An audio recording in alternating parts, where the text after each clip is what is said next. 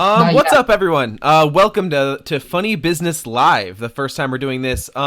Traditionally, this would be a numbered episode, but I think number 27 is what we are on. But due to the coronavirus and our social distancing efforts, we are not doing this podcast together, and instead we are all on a video chat, and we're streaming this live to Facebook and Twitch simultaneously, so that anyone that's out there that wants to chime in, ask us some questions, whatever, feel free. Kevin, Shawn, Matt. What are we drinking and what are we snacking, boys? Well, go. I'm snacking some popcorn, and I'm drinking Bushmills Irish whiskey with Canada Dry blackberry ginger ale. Corey, did we both think he was about to say Bush Light? Bush Light, yeah. I was about to you came up with some concoction where it's like ginger ale, Bush Light, and whiskey all in the same glass. I mean, I'll try anything. Yeah, we've learned. Shawn, what do you got? Some Basil Hayden, and that's it. No snacks. You said before we started this that you were going to do it straight out of the bottle. Well, in case we go long, okay. I didn't want to have to get up. Normally, we have the bottles at the table, and we can disperse accordingly, but. Matt, we have your cousin Ryan Lamont in the chat who says, Matt drinking now is incredible, and I wanted it to be Bush Light so badly. We all did. Yeah, I would love if like you if you're on Twitch or if you go to our Twitch page or our Facebook page, you can read them there. Oh, gotcha. Okay. On my OBS, I have like a full blown like multi-stream chat where I can see like anyone's coming in at the same time.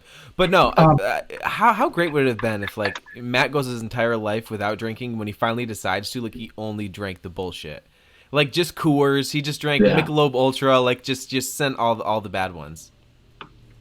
Man, this is going to be the podcast that we were going to try Mountain Brew for the first time.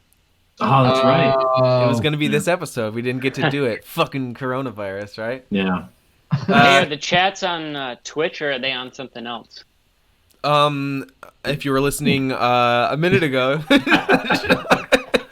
I was, but then I was like, I should open up my browser. It's streaming on Twitch and it's streaming on Facebook at the same time. So some comments will come from Facebook side and some comments will come from Twitch side. But I have like a multi-stream chat where I can read them all at the same time. Gotcha. Ryan! Woo! Here's you, buddy. Hope you're feeling great. Matt, I need to ask what you're wearing. That is a blankie, right? So first, we got the Josh Groban tee. Josh Groban tee. Right. With the flannel that matches this. It's a blanket shawl. Mm-hmm. I was wearing my mom's so much when I went over to their house that she got me one for Christmas. I thought you were going to say that you just walked out with it one day, draped over your shoulders. No. But I mean, it's legit. It's like cut to be like a shawl. You know what I mean? Yeah. I'm out here like I'm the savior. You know what I'm saying? Kevin, what are you snacking and drinking? No snacks for me. I'm in the basement. I do have a freezer right here, so I've probably got some burritos in there if I get hungry. I can just throw them in the dryer. Decided to try to support 2 local businesses, so I bought a Garland City beer from Bottle Caps. Nice. So, so that is what I am currently drinking. So, cheers, boys. I have a 6-point crisp in water because I need to stay hydrated. And I told that's important. My tummy be rumbling. You know what I'm saying? So tummy be rumbling. I'm hoping that they're just gonna offset each other. So yeah, let's start things off by explaining our current statuses. What's your current quarantine / work situation? Well, I think I'm the only one here who still goes to work. Yeah. I mean, so all three of you are working in some capacity. I am the only one that's just right. But I'm saying I'm the only one. Actually, Shawn, I don't know. I go every day. I don't know if you are going. No, I don't go every day. I go like every other day. Gotcha. So that's what I'm doing right now. Is I go to work every day, but the building is closed. I work at a bank, and money's important. So Yeah, money's essential. yeah. So we can't let people in. So we're doing everything over the phone. So I'm just talking to people over the phone, and our drive-thru's open, but I don't have to do that shit. So that part doesn't really affect me. But yeah, I'm doing that. It's actually kind of cool. So all three of you are essential, and I'm just a schmuck, huh? Corey, you're essential in my heart. That's what matters. Yeah, Your heart's right is like Josh Groban's forehead, right? that's right. Okay. Right about there. Shawn, you're working from home? Yeah. And it doesn't entail too much work, but I still have to like go in and You need to like make check on yourself stuff. available. Essentially, Yeah. yeah. Yeah. Matt, are you like a report every day kind of thing? I am quite busy. Oh wow. I mean, it's just a regular work day for me. I just come into this room at 8 a.m. and I'm answering phone calls and emails and in meetings and stuff all the way until 4:30. Mm-hmm. Yeah, I feel like I'm busier now than when I normally work. I mean, I'm busy. 'Cause I'm busy playing Animal Crossing. Just Your real shout out busy. Tom Nook. Is Tom Nook in the chat? Tom Nook is not in the chat, but my boy Jackson's in the chat, and he said, "Great shirt." Thank you. I appreciate that. To me, he said, "Corey, great shirt." Oh. If it just said "great shirt," then I wouldn't just take the credit for it automatically. That's a sick gray you got on. Yeah. These stripes though. Banana Republic. Those stripes are pretty clean. Thanks. That's like a clean tribal stitching, you know? Tribal?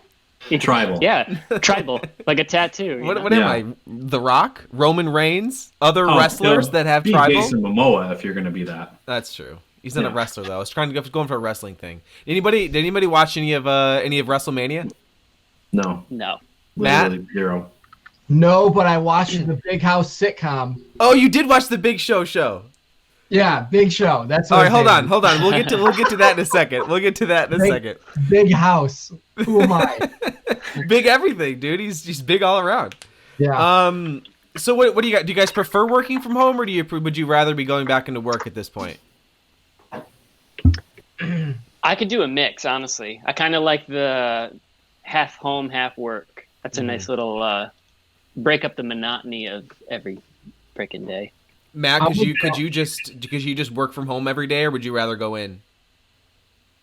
I'm with Shawn where I can now that this whole infrastructure is in place, I can totally see myself doing like every other Friday or whatever, just from home and stuff. It gives me a chance to really like catch up on things without the interruptions.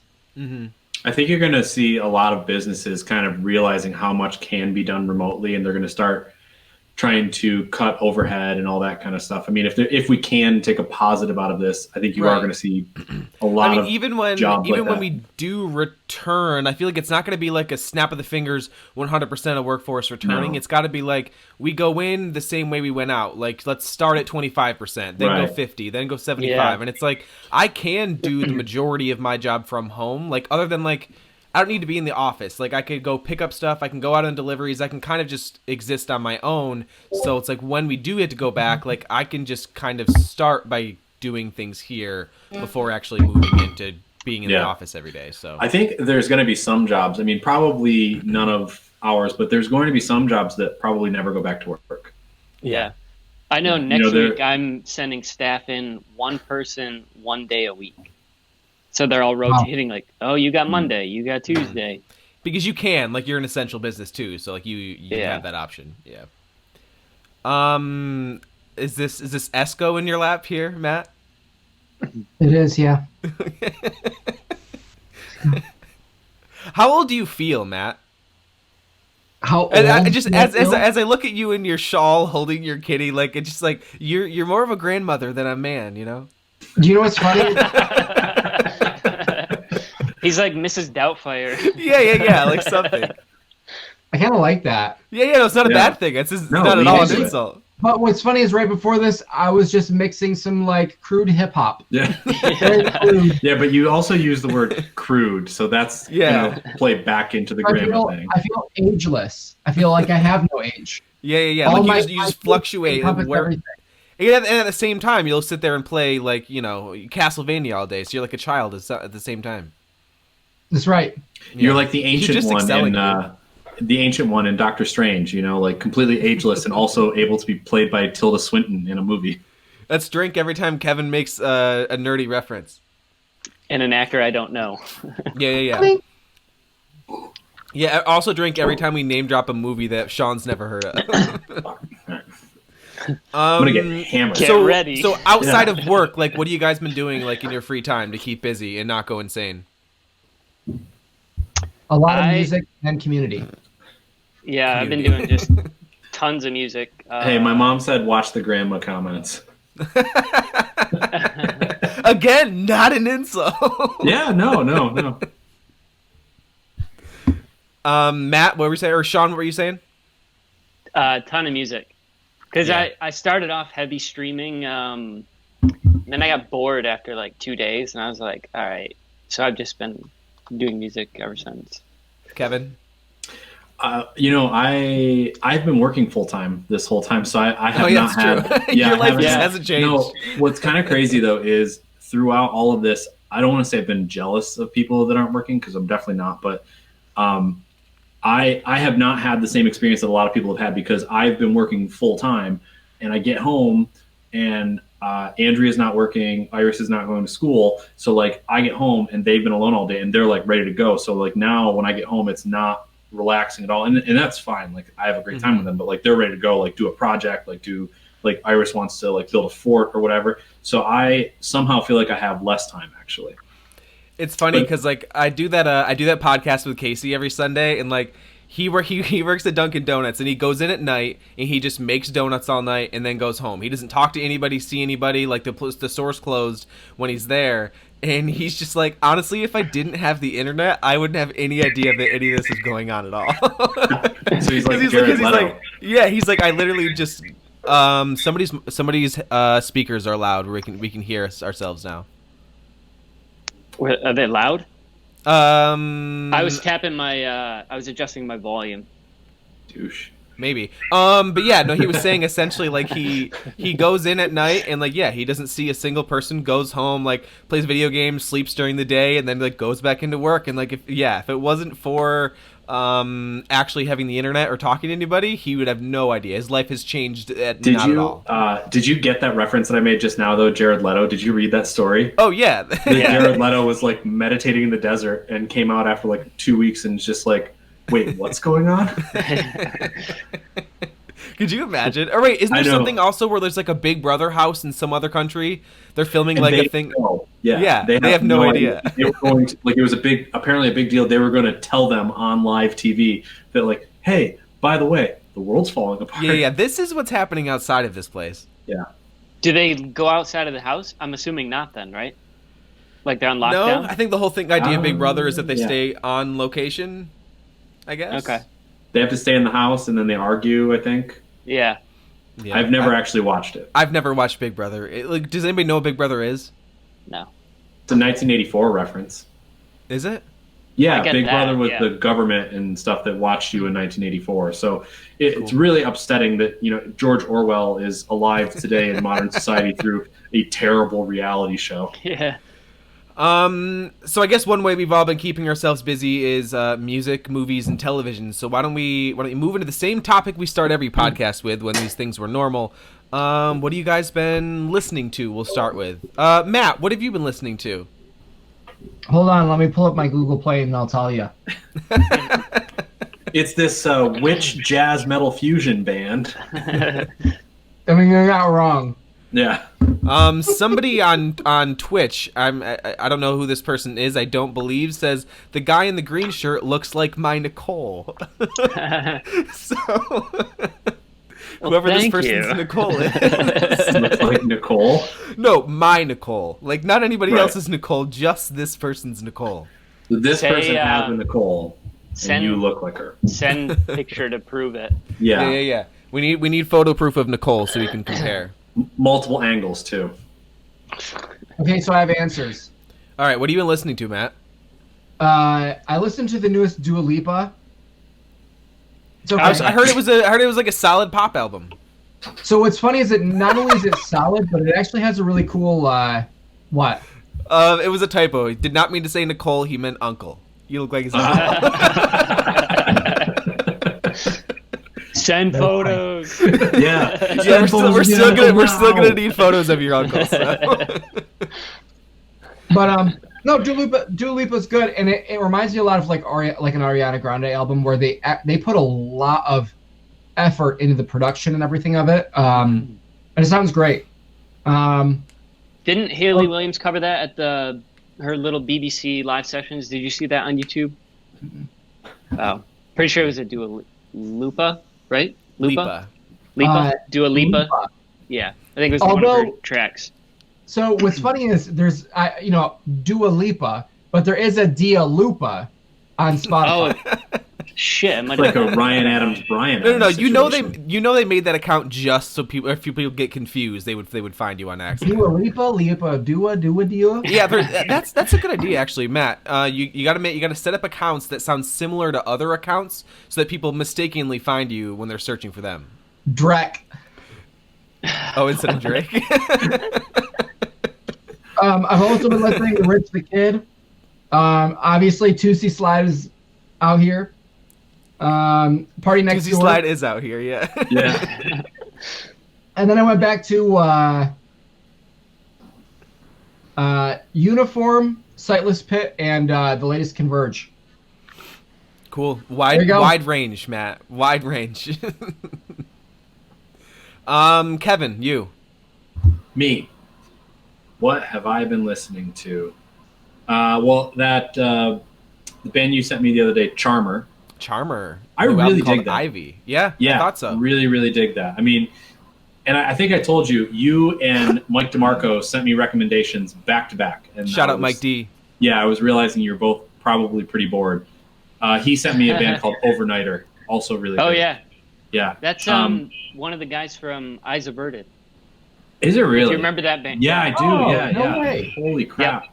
All right, I knew there had to be some kind of connection. I don't know why, but I was like, I feel like, I don't know, it sounded like something I heard before. They remind me of like the Messinger singer. Yeah. Kind of like that vibe, but not that vibe. But yeah, no, Charmer, it's really good. I mean, I can hear like, I know listening to it, like Corey, you were listening to it and you're like, oh, this is exactly like something Kevin would like because I don't like anything modern. So it sounds like something. Yeah, it needs to sound like it came from at least 10 to 15, between 10 and 20 years ago. Yeah, no, and that's I stopped kind of liking new stuff in about 2010, and so I will like new bands if they sound like they released their albums like last year. Oso, straight out of 2008, man. So yeah, I'm in.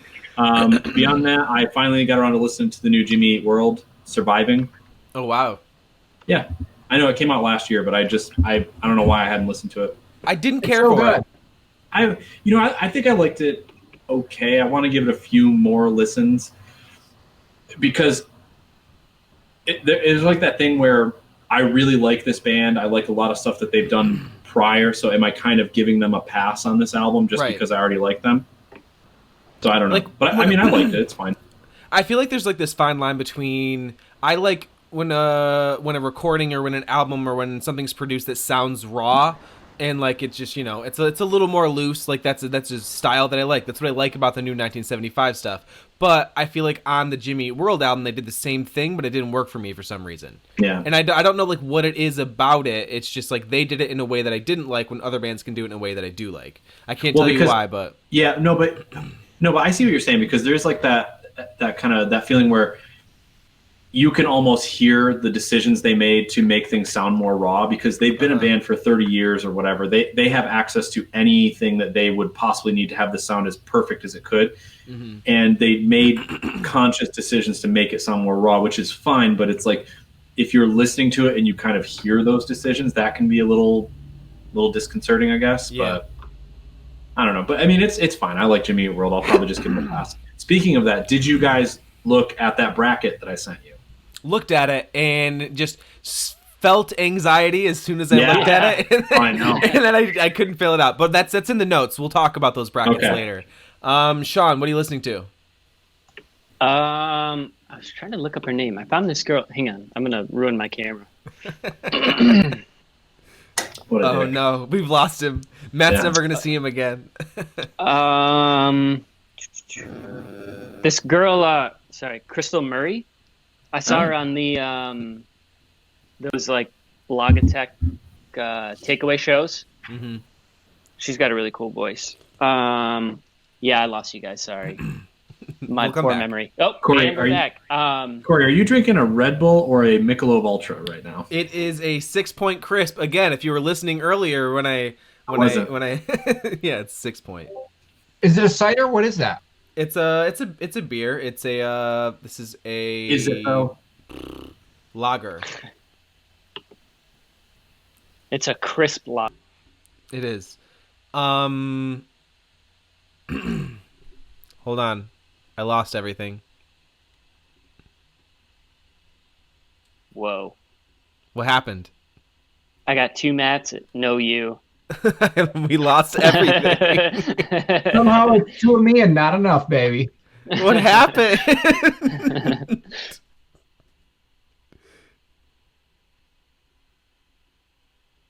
Hello? Oh.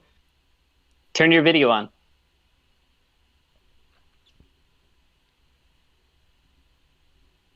I got no audio.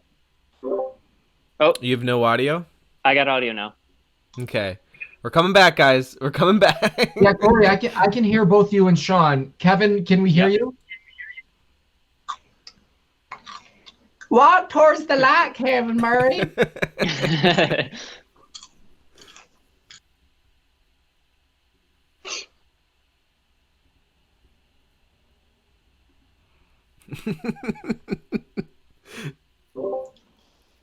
Kevin, can you hear us? I wonder what happened. Whose fault was that? Probably me turning my fucking phone. Probably. Everything was going so smoothly before. Being that it's 6:30 though, I wonder if Discord is experiencing the same, like a lot of traffic and not enough bandwidth on their end, you know? Yeah, Corey, you're back. Yeah, Kevin, there's a button on the bottom that says turn on camera. You probably need to click that.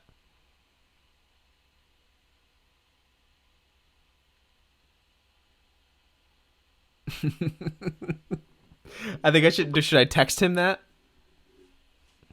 Yeah. Because you're the only one with a free mobile device. That's true. I'm a man of multiple devices. I'm a man of many devices. Where's Kevin? So I'll update that we got the Living Kugel's Snowdrift Vanilla Porter in the house. It's Snowdrift Nice. Vanilla. Just Kevin, barely out of season. Kevin's mother in the chat says he just texted me that he died tragically. So I mean, do we just carry on without him then? K.R.I.P. We miss you, bro. He got swatted. He got DoorDash swatted. He'll be back. Where are you seeing these chats? I don't see the chats. These I'm are on Twitch. Facebook. Oh. Gotcha. That's why I'm just reading them. It's easier that way. Oh, Kevin. Oh, Are we gonna do? where could our Kevin be? Oh, it's Kevin's sister, not his mom, dude. Hi, Kevin's sister. Hi, Way to ruin Bridget. that one. Hi, Bridget. He mentioned his mother earlier, so I assume that's the. I looked over and saw Murray and just assumed that's who it was.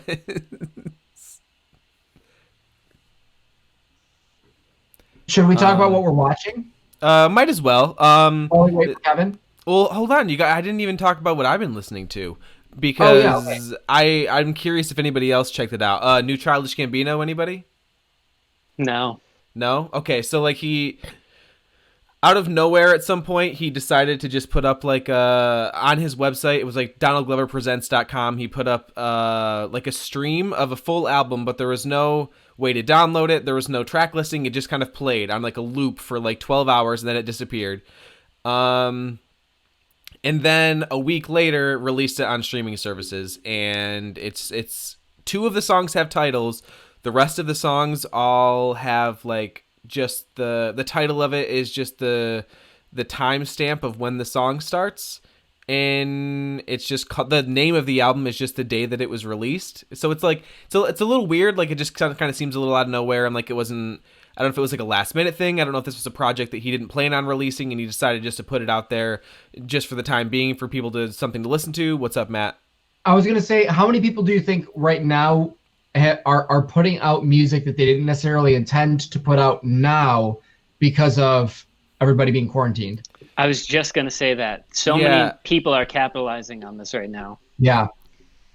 Yeah, I mean, everybody but Frank Ocean. Actually, no, Frank Ocean's got 2 new songs out. He's got 2 new songs, dude. Stuff's brewing. Stuff is brewing. He's built 2 stairs so far.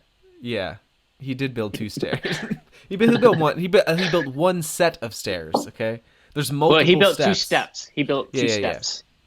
Yeah. Other than that, what else did I listen to? Oh yeah, new Frank Ocean songs. They're like 2 acoustic tracks, and they're songs that that are on these 7-inch vinyl releases that I have pre-ordered back in October that I have still not received, but now I can stream them, so I guess that's okay. I'm probably just gonna sell them on eBay anyways, because Frank Ocean merch is worth so much money on eBay. And the new album from The Weeknd. Did you check that out, Matt? Actually, not yet. How is it? It's good. Like, so I haven't liked The Weeknd since the very first trio of albums that he put out since the trilogy. Ever since then, like, it's not even just because he went mainstream and got super popular. Like, I legitimately just, those songs weren't as good. They were very radio friendly. They're very mainstream, and they didn't have the same appeal. The beats weren't as good. The Weeknd will like say some real hard stuff, but I think what's funny sometimes is he also says cheesy stuff. So you're kind of like, well, you know, I don't know. Yeah. Well, and this album, I feel like just he's finally found how to balance the two. Like, he's making music that's as good as he made back in the day, but also like there's a couple songs on there that he can release as singles and just like balance it out so that it's like, yeah, Heartless, the single that's out there, is my least favorite song on the album, but like it's still fine. I don't hate it. It's just like it sounds like all those other albums that I didn't like. But yeah, 75% of it is tracks that I thoroughly enjoy, and yeah, it's a good balance now. I'm satisfied that I'm glad I can be a fan of The Weeknd again, because I was back in the day and it just felt weird that I fell off. And have you checked out Party Next Door? I listened to that album and I did not like that album. But you didn't like it. Okay. Obviously, it's like the same crew. You know what I mean? Kevin's on his way back. Kevin, are you here?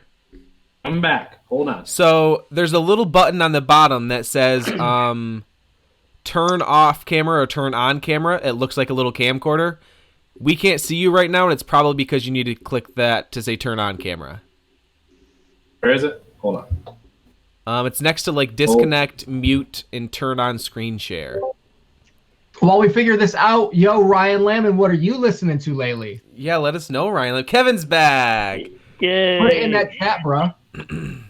But now we're in a weird line. There we go. Okay, we're all back to normal now. What happened, Kevin? Is it something on your end? Yeah. My router went out. Okay, so if one person's internet goes out, it ruins it for everybody. What happened to you guys? It's just kind of like shut down. We got really lonely. Yeah. Yeah, we just missed you that. But we wrapped up our music talk onto what we've been watching. The only thing that you can do during a quarantine, other than play video games, because did I mention how much Animal Crossing I've been playing? Like, I think it just The Sims or what? It's The Sims, but cuter, you know? Right. Matt can vouch for me. Matt's brother's playing it. Yeah, I think Animal Crossing is so much more appealing simply because of the aesthetic. Yeah. Compared to Sims. Yeah. 100%. And it's like, I don't know. There's just like always things to do. Like you're trying to like build up this town. You're getting new furniture. I'm trying to open an arcade right now. Like there's arcade machines in the game, but I can't find any. My kitchen's looking real good. It's the whole thing. But I've probably got about 75 hours in that game over the last 3 weeks. So, And you built your exact room? no, it's better. It's what I wish this could look like. Ryan Lamon in the chat. Matt, he's listening to some of the new Harry Styles, and Bon Iver. And re-listening to the 1975 self-titled album. He's just trying to literally just like please all of us in what he just said. Yeah, what about me, Ryan? He's just trying to read the room and said, "What can I say that's going to make everybody happy?" Yeah, what Get Up Kids album are you listening to? Yeah, it's not him. Wow. So what have you guys been watching, Kevin? I watched Onward.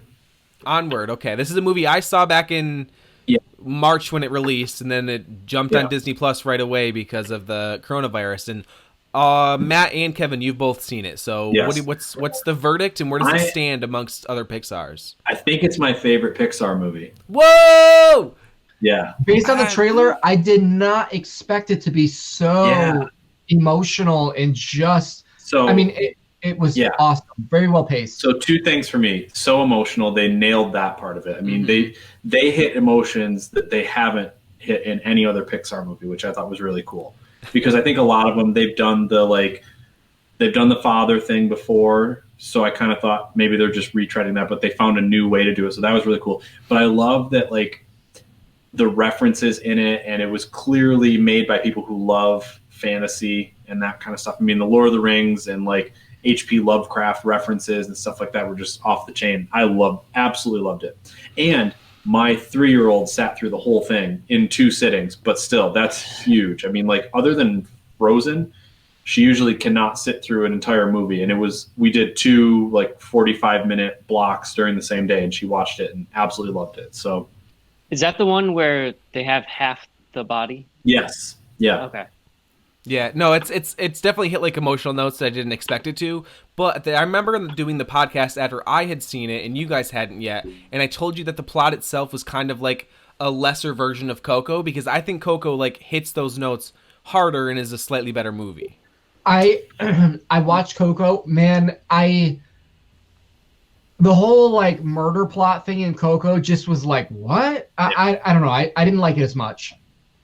I figured you would like it more because it's got that spooky vibe to it. No. Okay. Yeah. It's still like Onward still works for me, and I'm the only one here who doesn't have a brother. So just throwing that out there, like the kind of the brother relationship in that I think is key to the whole thing. Oh. And yeah.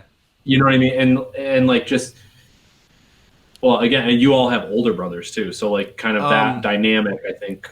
I will bring up my review from Logan Patnod that I just scrolled into my text to find, because he saw the movie the same day that I did, and I said he said the movie was awesome, buddy. I think you're really gonna dig it. And I said, okay, so did you cry? And he said, dude, it was a close one. If I had a brother, the waterworks would have been on. Give me a ring and we can talk about it on the pod if you want. I missed the first 20 minutes because Bree thought she left a candle burning at her house. I wish I had a review of every movie by him that's like that. Like, watches Shawshank Redemption. He's like, yeah, bud, it was really good. Had too many Bud Lights, though, so by the time he broke out of prison, I didn't know what the hell was going on. Listen, Kevin, if you knew anything about Logan, you'd know he only drinks Millie's, okay? Yeah. As soon as I said it. Just botch it. Yeah, as soon as I said it, I knew I messed it up. What else did you watch, Kevin? Should we just elephant in the room? We all watched fucking Tiger King, right? Oh, yeah. I only watched 2 episodes. And so that's how I was. I started with 2. Yeah. And then I was like, all right, there has to be more to this. Yeah. And then it just got so crazy. I had no intentions on watching it, and then there was one night, Megan and I were on the couch, and we were just trying to find something to watch. Like, we didn't really know. We had caught up on everything. This was like week 1 of the quarantine when we just like went hard the first week and watched everything we had to watch. And I'm just like, everyone's talking about that Tiger King thing. So we put it on, and like within 24 hours, we had finished. Nice. This is what I dislike about it, though. This is what I dislike is like this dude, like he lived his entire life just wanting to be famous, like wanting his name out there, and that's all he cared about. And like he finally has this documentary where he's in it and people are like dressing up as him. There's memes and all this, and he's the most popular person in the world right now, but he's a scumbag. You know what I mean? Like he treated these animals poorly, and he beat them, and he Trump's gonna pardon him. So he convinced these people to be with him when he was just feeding them drugs and making sure they were out of their minds, to the point where one of them killed himself. And yet now we're like, I don't know, he's on like this weird pedestal that like I don't like it, man. I don't like it at all. And you know what, man? He's gonna get, I mean, I don't think he's actually gonna get pardoned, but like through all of this, I mean, just through like social commentary, he will like, by society, will be pardoned. Like when he gets out of jail, eventually people are Joe Exotic, and they're gonna have him at things. It's gonna be like OJ, like how, I mean, OJ absolutely killed 2 people, and now he's just like on Twitter and stuff, you know. And now he's just tweeting. Yeah, it's like, it's fine. And like Ray Lewis was absolutely accessory to a murder, and now he's, you know, he gets to do Super Bowl pregame shows. Joe Exotic's going to be like that. Like it's going to be this weird, quirky thing where like I can already hear like Jimmy Fallon laughing so hard interviewing him, and he's a dirtbag. So yes, but I also think that documentary does a good job humanizing him, in the sense that if somebody had a Carol Baskin in their life, that like you're on the road, you're trying to do this magic show at all these malls and stuff, and you have this elaborate plot that's antagonizing and shutting your business down. Like, I think that you would, you know, but I don't feel bad for him if your business is being a dirtbag. Like, okay, I mean, but everybody, like, I see so many like shirts and mugs that are just like, Carol, you bitch. I don't know. I mean, she started off as the same way though. Yeah. And she still has like hundreds of exotic animals. Move it to your right a little bit, Matt, please. No, I think, you know what I think? I think none of them should have that. So Matt's just here for the memes, man. He's just here for the memes. Yeah. He joined the Discord and he was there for like 5 seconds, and the first thing he did was put a meme in the general chat section. Even Pop Tart a Day got in on it. So here's the thing, though. I'm going to be so goddamn annoyed at how many people are dressed as Joe Exotic for Halloween. Yeah. Well, what's funny is I remember seeing that clip on John Oliver of him being in the presidential running, and I didn't think anything of it. Mm-hmm. And then all of a sudden this comes out, and then like later on it cuts to, and I was like, no shit, that's the guy. Like, you know who I want a documentary about is the other guy who runs for president every year, every cycle, Vermin Supreme. Matt, you know about Vermin Supreme. Yeah. This guy. Show me a documentary about him. Probably controversial, probably does meth, but I still want to see the documentary. I mean, are you a valid candidate if you don't do meth? No. Apparently not. Yeah. You're also not a valid candidate to be Joe Exotic's husband. Right. Yeah. Yeah. Kevin, what else? Is that it? Westworld. Westworld, okay. Been watching Westworld. It's great. Aaron Paul is a perfect addition to this season. He is. Yeah, I'm liking his character a lot. Yeah, no, it's really cool. I thought there's definitely more depth to the character that they haven't gotten to yet. It's not just completely one-dimensional. Like in the first episode, I'm kind of thinking like, okay, I get this. Like he has PTSD and he's going to help her, but I think there's a lot more to it than that. Matt, this is your turn to talk about Community. Ugh. Yeah, it's amazing. So, Kevin, what does that look for? Because I know what's coming.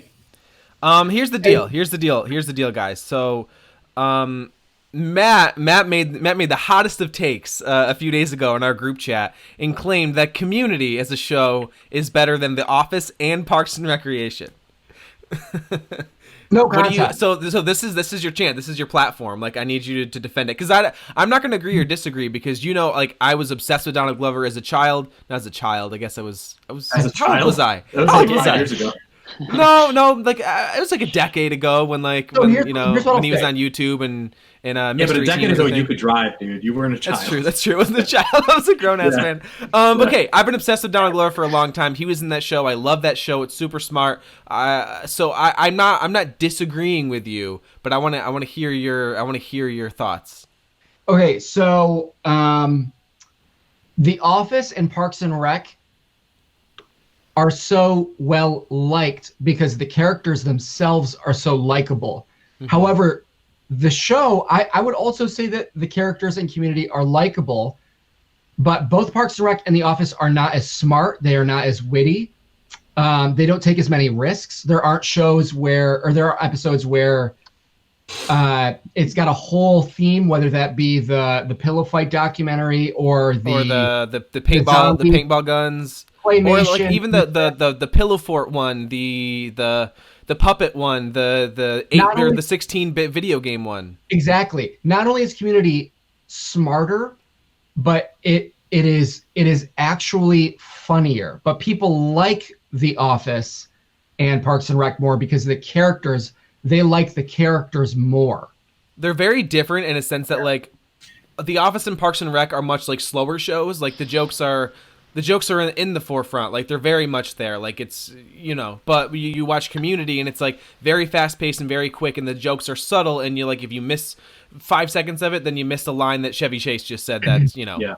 I think, okay, so we got to add a fourth show here because I think the four that were all kind of 30 grouped Rock. together in 30 Rock in that same, they were all on NBC and they were all around the same time period. At one point, wasn't that the NBC Thursday night block? Was those at four? one point I think it was, but yeah. But no, what I was going to say. So my viewpoint on it, my viewpoint is, I love Community. I really, really do. The only reason that I put Parks and Rec above it is that unlike Community and unlike The Office, and to a certain extent unlike 30 Rock, Parks and Rec ended well. Mm-hmm. The Office did not end well. Here's the deal. I think Community went a little bit off the rails. Community has yet to end. 6 seasons in a movie. Okay, six seasons fair. in a movie. Yeah, that's fair. But so here's the thing: if they nail it with the movie, sure. It doesn't end well though. Like the last season of Parks and Rec that the wife and I are currently watching before bed these nights. So good. Mm-hmm. It's so good. Like the last two seasons of The Office, the wheels completely come off, and there's like an episode or two here and there that's pretty good, but for the most part, it's garbage. And Community's ending was like tarnished too, because like season 4 was it that Dan Harmon was booted from the show, and then somebody else took over as the showrunner. Then they brought Dan Harmon back, and then the next season was a Yahoo show. Like it was only airing on this Yahoo streaming service. Like The Office has no excuse for that shit. I mean, they lost Steve Carell. So their decision at that point should have been, we end right here, which still, in my opinion, Michael going to the airport and Pam finally catching him, and then he goes, oh, it's going to feel great to get this thing off my chest, takes the microphone off, and then in complete silence says, that's what she said, just mouths it. That is, if that happens, that's the best sitcom of all time, if it ends right there. But they don't. So their choice was end right there perfectly, or you better nail what happens after this, and they didn't. I kind of feel the same way about Community. They knew Dan Harmon was leaving. They knew they were going to lose some of this stuff. They knew they were going to lose Chevy Chase. They knew they were going to lose Donald Glover at some point. You got to nail that. If you're going to have a character leave, you can overcome that, but like you have to make it work. And I don't know. So for me, Parks only loses Rob Lowe and Rashida Jones, but they still find a way to make the final seasons work. Matthew, go. So Kevin, you mentioned, or you were going to mention 30 Rock? Yeah. I specifically left 30 Rock out of my comparison, my analysis, because I was undecided. But to that point, I would say that 30 Rock was superior to all of them still, because 30 Rock, I mean, that was 7 solid seasons, and I think I remember, and maybe I'm wrong, but there was a little bit of press about them leaving on a high note. Yeah. And I think that shows. I think which is why if you want to do rankings, we can. But if I'm gun to my head, I'm going Parks, 30 Rock, Community, The Office. So Community's third? Yeah. Only because I feel like 30 Rock did end. I just think it's like it's funny because Sean's sitting up there just like, I've never seen an episode of Community. Sean, is that true? I have no idea what you guys are talking about. Drink. Sean's never seen it. Drink. It's next level. Oh yeah, bro. Sean's never seen it. Cheers. By the way, I don't know if my mom's still watching, but shout out to her for bringing me this Stein from Germany. So Nice. Is that what you're drinking out of? yeah, it's an excellent beer delivery system. Looks a little inconvenient. It is, but Like the truth. that's life. Shawn, you what are you watching? So starting quarantine, I restarted Game of Thrones Wow. Yeah. and got to about season 6. Jesus, dude, it's only been 3 weeks. No, I saw that because we both were restarting at the same And you're time. working all day. No, so we restarted at the same time. I'm on episode 7 of season 1, I think, and I'm looking at, and we share an HBO login, and I saw him, and I was like, damn, he's on season 5. Yeah. Well, I just leave it on all day. I've Yeah. seen it all. Yeah. Then I got bored, but I just started watching season 3 of Ozark, which is crazy. Nice. Or- That's still. I just finished it, actually. I suppose I could start that show. Yeah, that show's awesome. Oh, it's so good. We always talk about it. Every time there's a new season, you talk about how good it is, and I've yet to even start it. Yeah, Yep. that's great. I'm like halfway through season 2 still, but I have 6 days off now, so I'm gonna finish it. Yeah, highly recommended. As for me, The Social Network is on Netflix now. Oh, yeah. So if you have never seen The Social Network, watch The Social Network. And if you have seen The Social Network, watch it again and again and again because it's one of the greatest movies of all time. It is. I love that movie. I just randomly put it on the other morning and ended up sitting there and watching all 3 hours of it. I put it on the other night after Andrea fell asleep, thinking like, oh, I'll just watch part of this because if I fall asleep halfway through, whatever, I've already seen it. And then I stayed awake until like 2:00 in the morning and watched the whole damn thing. And it's It's so raining good. outside.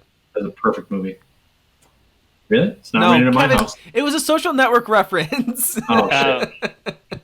Do I have your attention? Yeah. That's such a shitty reference, though. I mean, I get it now, but like, Yeah. Sorry. I just thought. The other thing, Kevin. In Rosemary Media. Yeah, drop the the. It's cleaner. The. It's a Kevin, $1 billion idea. we Yeah. both rewatched The Rise of Skywalker Yes. for the first time since it left theaters. Yeah. On this second viewing, I felt bad about how much shit I gave it initially. Yeah. It is a much better movie than I gave it credit for. Yes, and I'll tell you what. So I watched about half of that documentary that's on the Blu-ray. It's called the Skywalker Legacy, Uh-huh. and I think everybody should watch that because that documentary fantastic. also puts a lot of stuff into perspective. But no, it's so good. It is so good. I mean, I don't think it would necessarily change my rankings that I had before. I would still put Last Jedi just slightly above it. But it's so good. I mean, the sequel trilogy is a masterpiece. Absolutely love it. Yeah, I think JJ nailed it. Instantly, like, watching it again, I feel like you watch it with all these, like, preconceived notions and all these ideas in your head of, like, what you wanted to happen in the movie and how you thought it was going to go down. Like, we knew that there was, Palpatine was a figure in this movie. We knew he was going to come back. Yeah. I thought in my head that it was going to be something that they would bring up later on in the movie, that like he, it'd slowly build up to that and then it'd be like this a big plot point when he's there. But instead it's like right from the get-go we're gonna be there with him. And then watching it back again, now that I knew that's the way that it was going to happen, I was just like, I like this intro. Like, I like the way the movie started. And like every season from then on, every scene from then on as the movie continued, I was just like, I don't dislike this like I thought it. Like, even the scenes with Leia, they're not great. They did the best they had, though. Like, they're not as terrible as I remember them being. But I will say there is one thing that I dislike about that movie, and it's the kiss at the end. Like, I will never say that I think that was something that should have been in the movie, because it feels cheesy, and I guess maybe it's just the way that it was done, the way that they kiss, and then Ben like kind of like giggles like a little girl afterward. Like, it's very, very cheesy, and I feel like it just kind of like makes the movie more of like this Twilight-esque moment as opposed to like being something bigger. Like, I think there's something that they could have said to each other that would have been more impactful than them just smooching for no reason. But to my point, so what we were, oh man, I didn't bring that up since the last time I watched the Jay and Silent Bob reboot, by the way. Oh, Jay and Silent Bob reboot, yeah. I might need a minute on that one if we want to circle back. But Yeah, I have been meaning to watch that. oh my god, dude, it's so good. It's so good. I cried. I cried during the end credits. Wow. Because sorry to get off on a tangent here, but Actual during tears. the end, Wait, of during the laughter end credits, or of like no, emotion? just- I don't know if I want to ruin it for you. It's so good. Mm-hmm. Like I mean, I'm during not the going to watch credits, it. So. like reading all the names. No, so during the credits, so Kevin Smith was really good friends with Stan Lee. He had Stan Lee do a cameo in Mallrats and always wanted him to come back and do another cameo, and it just never works out. So of course, at this point, Stan Lee is now dead and can't be in this one. So instead of having him do a cameo during the credits, he played an interview that he did with him shortly before he died where they were talking about doing this. And I don't know what it was, just something about like Stan Lee's just energy and just how he felt about it and how he just was like on the spot. He was like, yeah, let's do this. Like send me whatever. I'll play whatever character you want. Like, let's do this. And it just, oh man, it just crushed me. And that was after the whole plot of the movie is basically about Jay becoming a dad. And it's just, yeah, it's great. But anyway, no, my point about the kiss, the Raylo kiss at the end of that is I don't love it either, but I think JJ and Chris Terrio, the writer, were kind of like, we have to put like an exclamation point at the end of this because we can't leave the will they won't they thing going beyond the trilogy because that's been kind of building throughout all three movies, and you kind of just have to put, if not you have to put a period at the end of it. Like this is what it is. Yes, they are, they are interested in each other. They in another world where this doesn't happen, maybe they end up together. But like, they kind of had to have that happen, even if it's not a great moment. In the documentary, they word it in a way of calling them soulmates. Yeah. That like one from the dark, one from the light. That like if they came together, it would be the strongest force of all. And like, they use the term soulmates at some point, like just destined to be together because of their lineage and whatever. So what They're you're two saying, sides of the I same need coin. to find a girl who's murdered tons of people. Yes. Yeah. Absolutely. Ideally. Yeah, but then Like like Eileen redeems Wuornos herself a kind of little thing. bit. But then does something nice to redeem herself. Yeah. You could be on like Actually, the nice thing that she does would just murder more people, but bad Yeah, people. Like if she murders a bunch 90 of good people and then decides like, oh, I'm gonna murder bad people now, but then you're like, oh, that balances out. But maybe Yeah, she likes 90 Day anime, so it's all Fiancé. good. Yeah. Ideally, she's murdered a bunch of people and also thinks Community is the best sitcom of all time, and then that's the girl. Actually, That's the hold one. on, Matt. When you raise your arms and I see that like you're wearing a blanket, isn't there an episode or probably multiple episodes of It's Always Sunny where Charlie wears like a blanket around his apartment? Because that's what it's reminding me of. I need to find the photo or something because it's exactly that. That's it though. I think that's all I had. But going off of the Onward conversation and movies going to direct to on demand now, what do you think the ramifications of that is on like the future of theaters, the future of video on demand? Will big studios and consumers both like the idea and look toward moving in a similar future, or do you think they'll see how much less of a profit they make during doing it that way and reinforce the idea that like movie theaters need to exist and to not do that? Yes. Do which one? I mean, I think we can have it both ways. I don't know how they would split everything up, but there to me, there's certain movies that deserve to be seen, on the big screen with panoramic surround sound and all this stuff. But I think a lot of people's home theaters are still pretty awesome, and I hate the general public. So Bless you, Matt. yeah, I really hate like seeing it with strangers, but I don't know.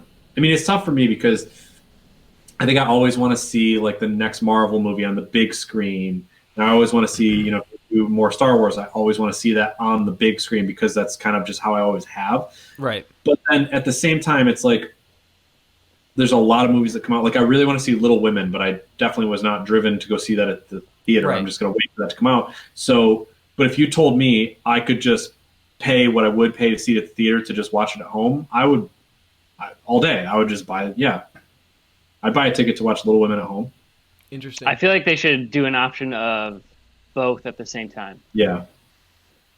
I think that's where it'll end up, is that you'll have the option. There'll be some sort of streaming service. Maybe it's one we already have. Maybe it's a new one. Maybe they partner with Amazon. I don't know. But like, you'll have the option to rent a movie that's currently playing in theaters. You won't be able to buy it because they'll want to reserve that for still physical copy sales, but I think you'll be able to rent a movie and watch it, stream I it. see the problem with doing it at the same time is like so many people will choose to watch it at home that's what's going to kill theaters. Like imagine if like, we went and saw Rise of Skywalker. It's like 7 p.m. was going to be the release time of video on demand, and 7 p.m. was the first showing on a Thursday night. And it's like you get home from work at 5 and you're like, fuck, like, do I really want to go stand in line, like do this, have to like, or I can watch it at home, or I can pause it to go to the bathroom, I don't make know, though. my own snacks. I think yes, because for certain movies, I kind of enjoyed the whole experience there. For every Star Wars movie, because of the 97 re-releases, I've now seen every Star Wars movie in theaters. I've done that whole thing. We stand in line, we do the thing. I can still vividly remember my dad telling me we were not going to go see Phantom Menace opening night. But he played a sneaky on me. He went and stood in line and got tickets to go see Phantom Menace opening night, in May of 1999. I mean, just, shit like that. I think there will still be people that go see stuff at the theater because there is an experience about it. There is, I don't know how long that'll go because will the next generation have that experience? I'm not sure. Are there enough Kevins in the world to make that like to keep theaters alive? Like Shawn, Rise of Skywalker, Thursday night at 7, or you can just rent it and watch it at your house on your own couch. Where are you going? I mean, had you guys not even gone, I wouldn't have watched it, period. That's true. And like you didn't even sit with us. You were like 2 rows behind us. Yes. I can't say that this would be the case for Watertown, but there's obviously a big market for seeing even old movies in a theater. Yeah. So I feel like there's got to be, and I don't know if that means. And what if the transition is something like that, where movie theaters now are not strictly new releases? I mean, you've got your kind of your tentpole type of big franchise films, but then the rest of the time they're not taking the time out to show these smaller movies that are just going straight to streaming. They're taking the think about playing tonight in Watertown. Like we've got Star Wars Episode 9, but then also like Casablanca and Shawshank Redemption, Green Mile, or whatever. Like you've got older movies kind of rotating in. I think people would go. I mean, who would not want to see like E.T. on the big screen? Yeah, well, Kevin, did you go with us when we went and saw Back to the Future at the drive-ins a couple years ago? Yeah. Things like that. Like people are down for that. I went and saw Jurassic Park when they re-released that. Like during Christmas time, I would go to a theater and watch A Christmas Story. Sure. Yeah, absolutely. Yeah, I mean, I think maybe transition to that type of model where you're not necessarily always showing the new release stuff because and I don't want to disparage anybody's movie, obviously, but like there's a lot of movies that come out like I don't know, I don't see what the draw is. Like who's actually going out to see this Martin Lawrence movie? Wow, shots fired. Yeah. Shawn, something for you. Phoebe Bridgers announced her new album today. Haley Williams delayed hers to a date that we are unaware of. Which one are you excited for more? Drink that whiskey down as you think about it. If you could have one of them tomorrow, shadow drop it because they changed their minds, which one would it be? Yeah, Shawn, if you could have one of them tomorrow. If you could have one of them. Yikes. The two loves of your life. Which one are you going to choose? That's tough because we've gotten almost 2/3 of Haley's album already. Yeah, it's too much. I don't like this rollout. Yeah, she's kind of had to just play with the like COVID. You texted me earlier and you're just like, Haley Williams gonna have a new song tomorrow too, and I'm just like, I don't care. At this point I'm just gonna wait for the album. Like I don't fucking want to. Originally it was supposed to shadow drop the second EP. Yeah. It was just supposed to come out, but then she had to go song by song. Right. I do really like that new Phoebe song. You gotta pick one. I think I'd go with the Haley because overall, from what I've heard, everything's a lot better. And I'm going off of 2 Phoebe songs. Right. I mean, I'm going Phoebe all the way. Like that. I mean, I think she just her music's more my style. I think. Yeah. At least right now, like that's what I want. Matt, something for you. Did you see the first teaser for the next season of American Horror Story?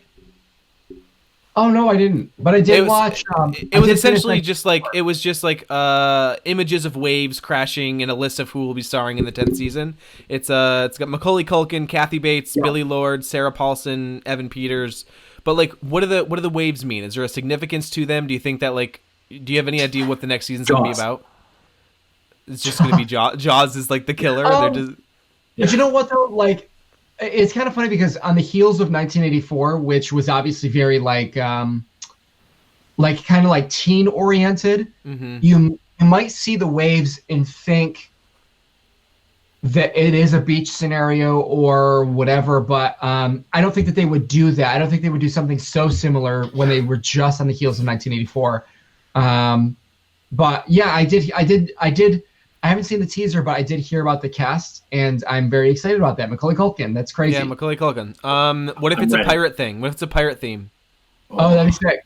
But do you remember having this conversation like 2 or 3 podcasts ago? How we were like, yeah, like what have they not done yet? And then we were like suggesting all these things that weren't American. Yeah.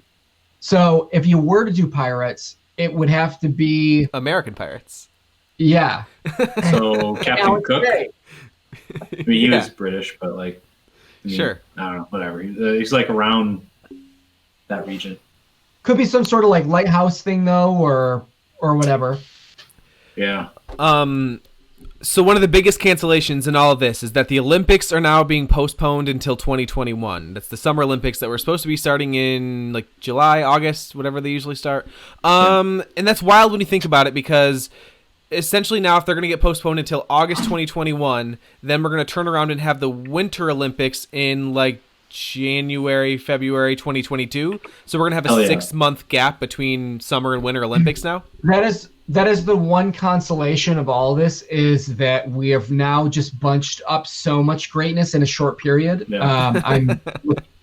Well, you know what I mean, Corey. I know. Yeah, you know so exactly like 2020 is a wash, but like when 2021 hits, it's just going to be banger after banger, right? Yeah, bangers, Olympic bangers, Olympic bangers. Yeah, Olympics, new Avatar movie, another Olympics. So you don't think that's too much? Like 6 months in between? Like, is there separate committees that work on both? Like, how do they figure that?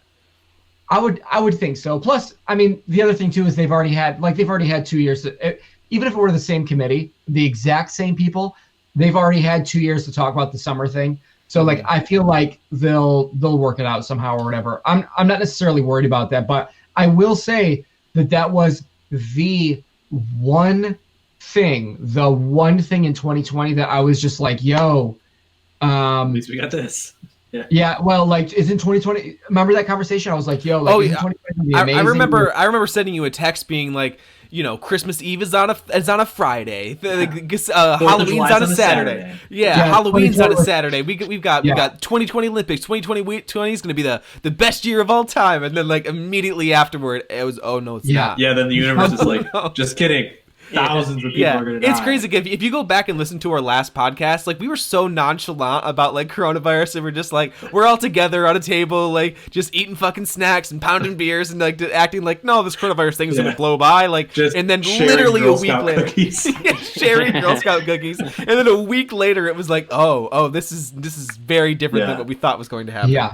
I'll tell you how different it is. I literally yelled at a lady on the street today. That's where we are. I'm walking with Iris, and there's a lady walking door to door, putting like door hangers on people's doors for like some yard service or whatever. And she wasn't wearing gloves. And I was just like, she was across the street, and I go, "Hey, why are you not wearing gloves?" And she flipped me off. Like, so that's where we are. What's going to happen with the... Oh, go ahead. My Instacart chick did not have gloves on. Oh, wow. I'm still disappointed. Did you Lysol everything when it came in? Yeah. Nice. That brings up a good point, though. I am so surprised. I went to... I don't know if this is the appropriate time to have this conversation, but I went to the liquor store. They told me... Nice. Yeah, but me too. Why would you have not been appropriate? Are you 17? No. Because I'm interjecting about coronavirus and how stores are handling it. Oh. But I went to the liquor store. They were like, "Hey, just want to let you know that we can only have a maximum of 5 people in the store at the time. You guys are the only 2 that are in here. If you see a bottle that you want, do not touch it. Just point it out. I will go touch it." She was wearing gloves. So literally, I didn't touch anything in the entire store until... literally I had my paper bag with the items in it and left the store. Now, Hannaford, on the other hand, I go to Hannaford. You licked everything on the shelves. And yeah, well, I put all my items in the conveyor belt. The cashier touches every single item with her bare hands and no gloves. And then, it was just, how is the liquor store more sanitary than Hannaford? Because liquor's classy, dude. Mac and cheese isn't. It's that simple. Yeah. How dare you? Look how classy Shawn looks right here, just like drinking his whiskey. What if he had a bowl of Easy Mac in front of him? Totally less classy. He's more of a shells and cheese guy anyway. Yeah. I couldn't see that. I don't know what that was. It was a bowl of empty popcorn kernels. Yeah. You don't eat those kernels? Who eats kernels? What is wrong with you? The like semi-popped ones. Like if there's a tiny little bit of like of the popped corn popping out, you crunch that bitch down. They're the runt of the litter. Yeah. No, it's like it's got I'm that putting that in texture, the dude. It's got same- that crunch to it. I'm putting that in the same category with the way that you eat chicken nuggets, which I'm still not over. It's not chicken nuggets. It's McNuggets. Okay, it's specifically McDonald's chicken nuggets. You eat the outside off, then you've got two layers of skin in the top and bottom. You peel those off and eat it. Then you just have a bare like white meat Are nugget. you a serial killer? Is that You what are a war criminal.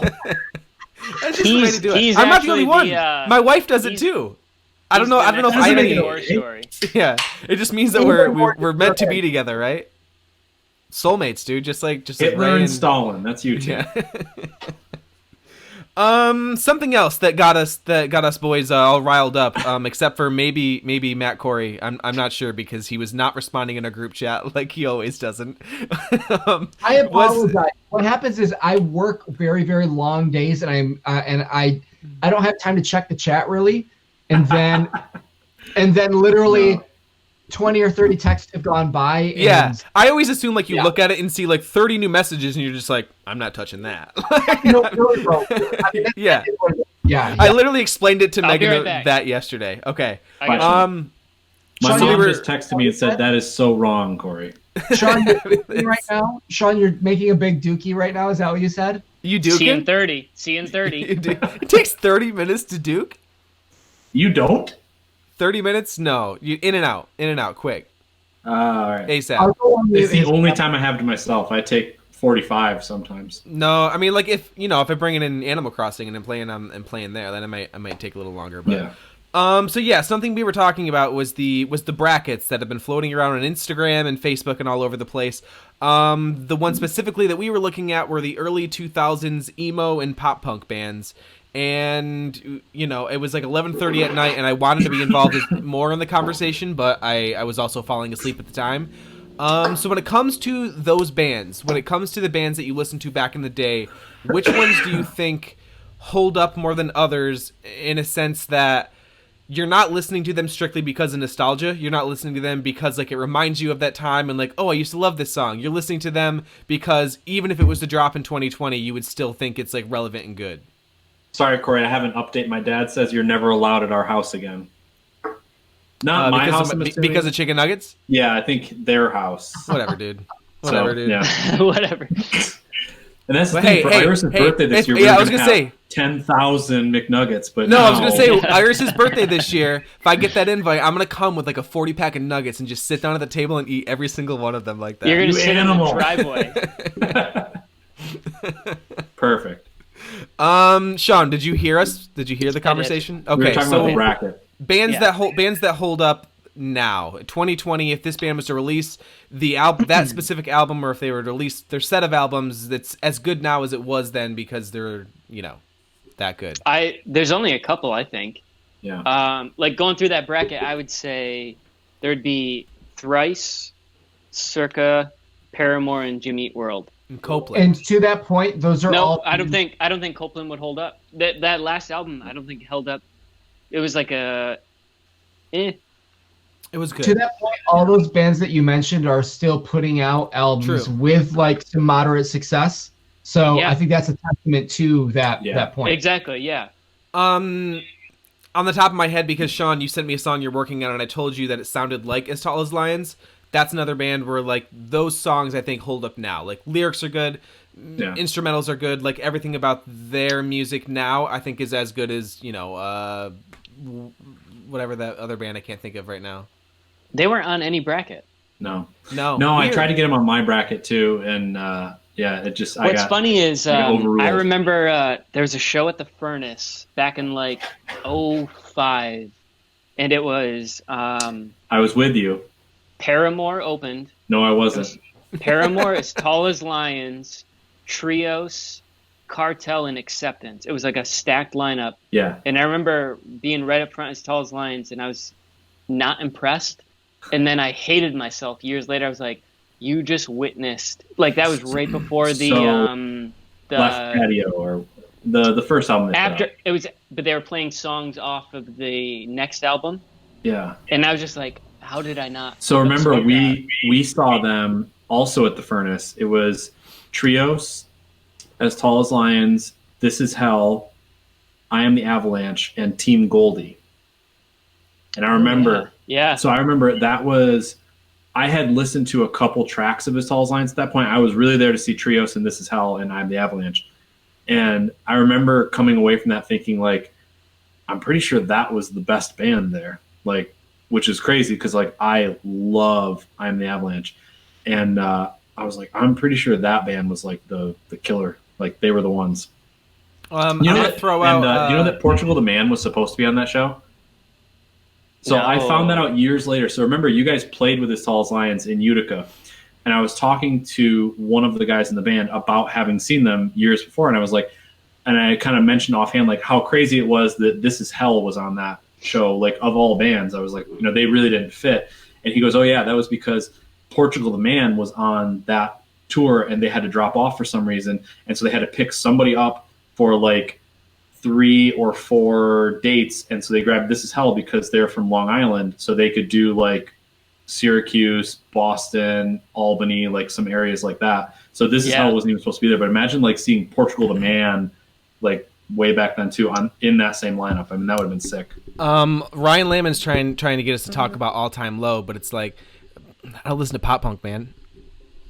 Oh no, we're out again. Wait, I'm in Twitch. Hang on. Hold All Time on. Low better make a deep run. Yeah. What? All Time Low, fuck that band. Yeah.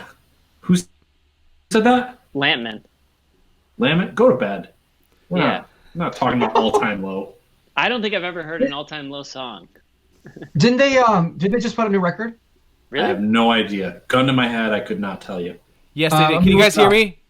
Yeah. Okay. Yeah, they did. All Time Low totally put out a new album last Friday, and that's why Ryan's bringing it up, because I brought up to him that it's fucking trash, dude. It's not good. Since it's not in the chat because I don't know, can't figure it out, I guess. My dad says Steely Dan's Asia and Dark Side of the Moon by Pink Floyd. For early 2000s pop punk and emo bands? Yeah, for early 2000s pop punk and emo bands. Yeah. So I'm not sure where that stacks up, Dad, but yeah. I'll give you that. Those, they hold up. They do hold up. Definitely. They do not fit in this bracket. Having said that, I've seen Steely Dan a few times, and that shit holds up. That shit holds up. I'm gonna throw out Early November and The Starting Line. See, doesn't Early November still put out stuff? Yeah, they're working on the new album right does. now, and it's well, yeah, Ace is always been working on music. That's like I think what he does. Starting Line would be better than any Early November if they put out a new album. I wish Starting Line would, man. Yeah. Yeah. Haven't you messaged Kenny Vasoli before? Has he ever responded? Yeah. You interviewed him. Ask him what's good, dude. Yeah. Ask him what's He's on good. vacation or shit, man. He's on vacation? Vacation or shit. Okay. Yeah. I mean, they so- do their every Christmas they do like 2 or 3 shows down in Philly, Long Island area. Yeah. And they Yeah, still that's put out. I think they like play a new song a year, maybe. But yeah, that's just I don't know. So this leads into a topic that Kevin jotted down in the notes that I carried over here. What are some of your favorite band names, regardless if you like the band or not? As far as just names themselves, what names do you like? I'm gonna go first. The 1975. Oh, fuck you. Dude, it's it's That's clean. so stupid. It's so I hate good. that name. It looks so clean on everything, dude. It's the best name. Dude, it's the best name. if you use the same font with any other fucking name, it'll look exactly the same. Yeah, and that's what makes I'm it gonna throw up clean. an artist on Spotify. Just call him the 1976. Yeah, do it. Yeah. No, it's just see then you're just copying that. What other? You guys don't get it. You guys don't. Get it. So I can actually remember in high school when we started the band Ready Set Fail that Matt and I were in for a brief period. I was talking with Tim, and I was like, I just love the name Good Morning Reality, but they had broken up. Yeah. And I was like, I wish we could just take that name, because that was just such a great. Because locally there's Good Morning Realty. Yeah, I was gonna say, you ever see the Good Morning Reality? Realty? Yeah. Any other band names that you guys like instantly? So just love? I have a few, and there are two that feature the same singer, so kind of shitty. But I've always loved The Movie Life as a band name. I just think it's so clean. Because you love movies. I do, yeah. But The Movie Life, but it has so many different connotations. You know, like it could be any number of things, and then so also transition to I'm the Avalanche. I've always thought that was just a cool band name because it's one of those ones that means almost nothing technically, but it sounds cool. It looks and there's something to be said for like it looks cool in print too. Like I'm the Avalanche, just like as text looks cool on a shirt. Now 1975. Shut up. Now but I also wanted to throw this out there because Sean, I wanted to talk about like we can hear you. Are the others talking? Yeah. Okay. All right. I wanted to talk about. He's having a mini stroke. Hold on.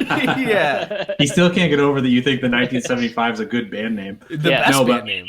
I want to throw it out there. Like, I think this is interesting, and we're going to get to the other side of this conversation in a second, I'm sure. But I want to throw out there, like, what's a band name that you like the name, but you don't like the band? I think that's kind of an interesting thing. And for me, the first one that came to mind is 30 Seconds to Mars.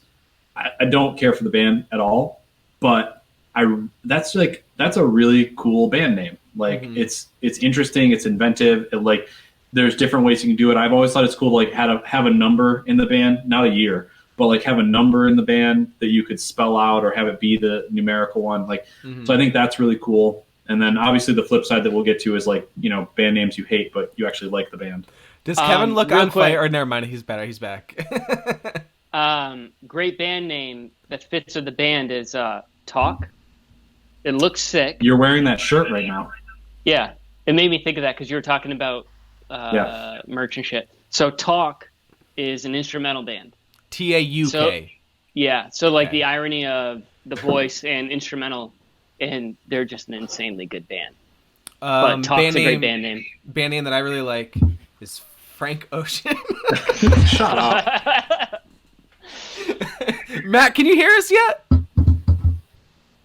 Nope. Is nobody going to bring up Lakeside Sirens or can we put a bet down now that Corey's first child's going to be muted. Frank Ocean Putney? He's muted. No. I've got. No, Matt's muted. I can see it on there. Matt, you Frank Ocean Putney. What? I'm calling it. Matt, you're muted. Matt, you're he's muted. There you go. Yeah, I'm muted, but I have no audio from Corey or Kevin. I only have audio from Shawn. Cool. Oh. Sick. That's all that matters. Yeah. Pretty much, yeah. You probably just leave and come back in, and it won't change it. Shawn, tell Matt I love him. Kevin loves you, Matt. Oh yeah, you can probably just exit and then come back in, and it should be fine. Yeah. So updates from the chat that I have with the family. This is from my sister. She loves the band name At the Drive-In. Oh, nice. I think that's a cool one. Oh yeah. And she loves Trios, but hates the name. The receiving end of Sirens. Yeah. Which I think that's fair. That is a pretty shitty band name. You want here's one. Here's one that's neither like, dislike. I don't know where I stand with it. It's just it's totally in the middle. Love the band, and I might love the name, or I might hate the Vampire Weekend. God damn it! I think that I like it. I think that I love their name. I love the band. I know that. Like I'm having a Vampire Weekend. I don't know. I'd actually look up like what the band name is. How was your weekend? Vampire Weekend. There's probably a better reason. I just don't know what it is. Yeah. We also have Alfred Santana's in the chat that says, "What's up? What's up, Alfred?" Nice. Yep. What's up, Alfred? How's it hanging? Okay, we need Matt for this because I've got the "Would you rather" question, so he's got to figure out his Hey, but real quick, issues. so I want to throw one out there. Yeah. Circa Survive is a really stupid band name. And I love that. Yeah. band. Indifferent. That's so dumb. Matt, can you hear me yet? No. Shawn, tell Matt to just leave the chat and come back in, and it's probably just going to fix itself. Matt, Corey says leave the chat and then pop back in, and that should fix the audio. He nodded in agreement. Okay. And then waved. I saw that. What if he never comes back? Can you hear us now? Hey.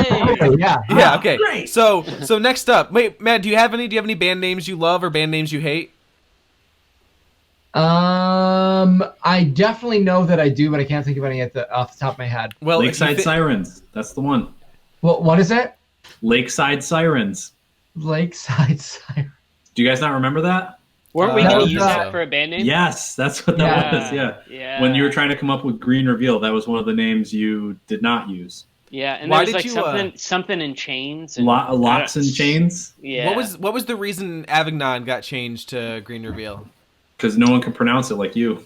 Yeah. Sorry. Yeah. Avignon, right? Nope. Yeah. Fuck you, Well, whatever. We just said Avanon. They were like the Oneaters. Avignon, like Silent G. Yeah. Hmm. Like you say the G in Sagain. Is Matt just look like the Picasso painting to anybody else right now? He's looks- a little frozen. Yeah, you know, He looks like it's more like a Monet to me, but Okay, yeah. Sorry, I'm just Yeah. I'm not good at my art or Oh, something. wait. I don't know. So on the Facebook stream, he was green. yeah, no, Matt, he's pretty you're- green right now. You are fucked up. I'm great. Matt, click the turn off camera button and click turn on camera after again. Why? Because You're not looking good You're online. whacked right out, dude. he looks What's fine to funny me. is, for the last month, I have been doing all sorts of like Zoom and Microsoft Teams and all that, and I have not had as much trouble as I have with Discord. You're good with us, but I'm looking at the Facebook stream. I hopped on there and you're half green. There you go. You're back. Okay, so boys, the moment we've all been waiting for. I've got some would you rather questions for everybody. Oh, great. I pulled these from the Would You Rather subreddit. I didn't grab the name of the user that came up with them, so I can't really give credit where credit's due. But first up, Matt, can you hear us? You got it. I Okay. can hear you. First one. Would you rather have $10 million for nothing or lose your non-dominant hand and receive $10 billion? So 10 million, no questions asked. 10 billion, lose your non-dominant hand. 10 million. 10 million. 10 billion. You take the billion? Yeah, hell yeah. You wait. Think So about how many lives I could save with that. Dude, you could turn 10 million into 10 billion. I'm gonna take the 10 million and save my life.